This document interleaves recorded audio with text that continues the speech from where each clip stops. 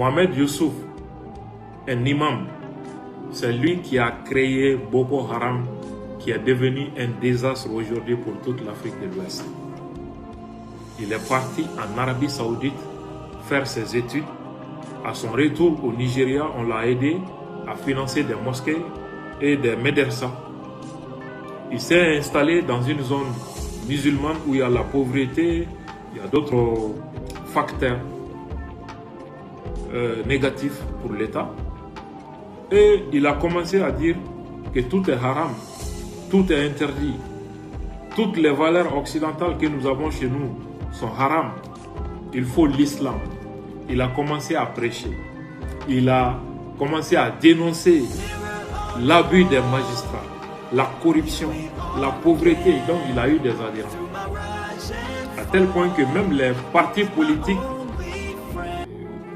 pactisaient avec lui pour les campagnes électorales et autres. En 2009, quand l'autorité du Nigeria va se rendre compte que c'est dangereux maintenant, ils ont décidé de l'arrêter, mais c'était trop tard.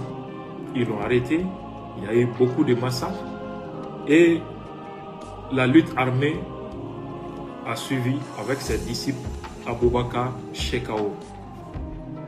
C'est Aboubacar Shekau aussi a été formé à l'Institut saoudien qui se trouve en Mauritanie.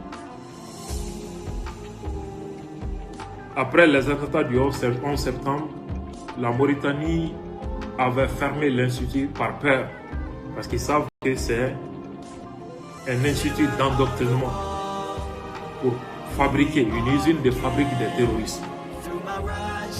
Quelques années après, ils ont relancé les activités de l'institut. Au Nigeria toujours, je crois que ça doit être en 2013, il y avait un autre prédicateur religieux très influent qu'on appelle Ibrahim Zakzaki, je pense. Quand l'autorité a soupçonné qu'il y avait un lien entre lui et Hezbollah, directement ils ont décidé, parce qu'ils ont en esprit le cas de Mohamed Youssouf qui a engendré Boko Haram, ils ont décidé de l'arrêter. Il avait tellement de fidèles au Nigeria que c'était impensable qu'un État pouvait décider de l'arrêter.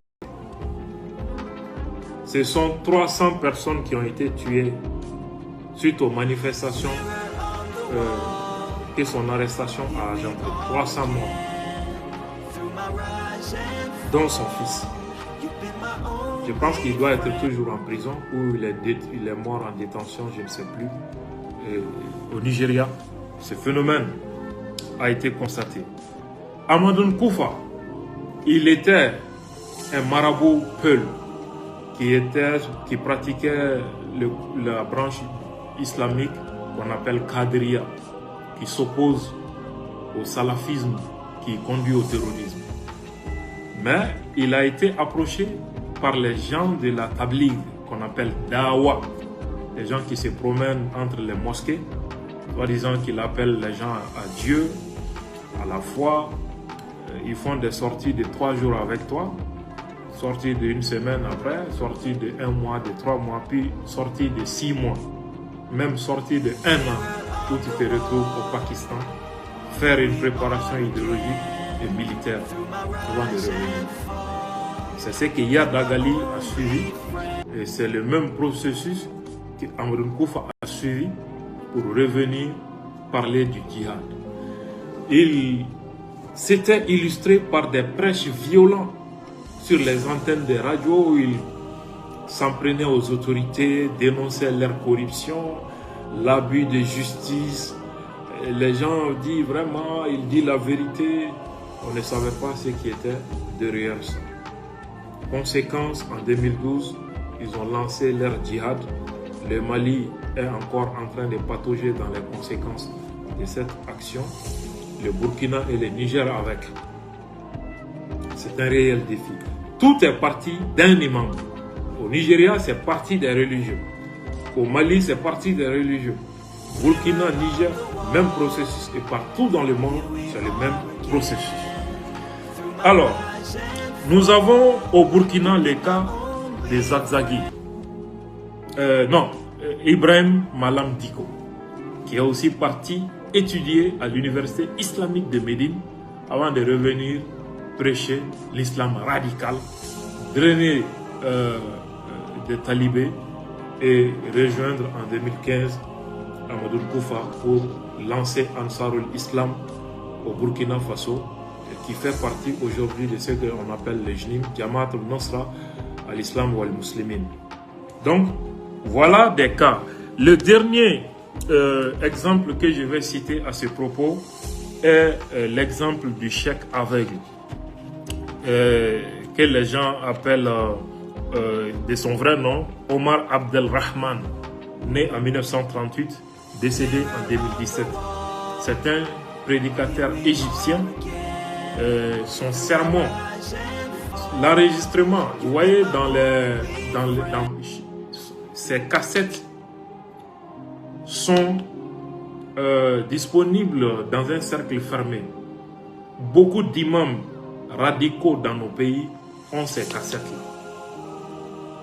Si tu ne fais pas attention de faire écouter ces enregistrements aux gens, au bout de 1 mois, 2 mois, ils deviennent des terroristes. C'est pourquoi ce cheikh aveugle est une référence morale pour toutes les organisations terroristes du monde, à cause de ces discours violents qui justifient l'usage de la violence contre les gouvernements, qui justifient les djihad, etc. Le mufti de Al-Qaïda, Abu Hafs, qui est le numéro 3 de Al-Qaïda international, c'est un Mauritanien. Il réside aujourd'hui en Mauritanie. Il a fait des prisons en Iran. Après, comment dirais-je, après la chute du pouvoir des talibans et l'opération américaine, il est entré clandestinement en Iran, où il a été fait prisonnier avec les Zarqawi et autres. Ils étaient tous en prison. Aujourd'hui, il est en Mauritanie et tenez-vous bien, dans les quartiers présidentiels, même quartier que les ambassadeurs, et il priait dans la même mosquée d'ailleurs que les patrons des services secrets de la Mauritanie, Abu Hafs. Donc, lui aussi a été influencé par les sermons de ce cheikh aveugle que je viens de citer. Et donc, il a d'ailleurs dit que c'est un devoir pour les musulmans de combattre les gouvernements qui ne pratiquent pas l'islam. Donc, c'est lui qui est l'auteur de ces différents propos. Il a été utilisé par les Américains, la CIA, contre Nasser. Et après, il s'est exilé où, vous le savez? Aux États-Unis. Il s'est exilé là-bas. Avec l'aide de qui? La CIA, qui lui a donné les visas et non l'ambassade des États-Unis. Il sera accusé d'être le cerveau de l'attentat, du premier attentat contre World Trade Center en 1993, alors qu'on avait introduit un agent de FBI à ses côtés pour provoquer une action contre World Trade Center en 1993, avant 2001. Après, il a été condamné, puis il est décédé en 2017. Ça, c'est une autre histoire qui sort du cadre de cette explication.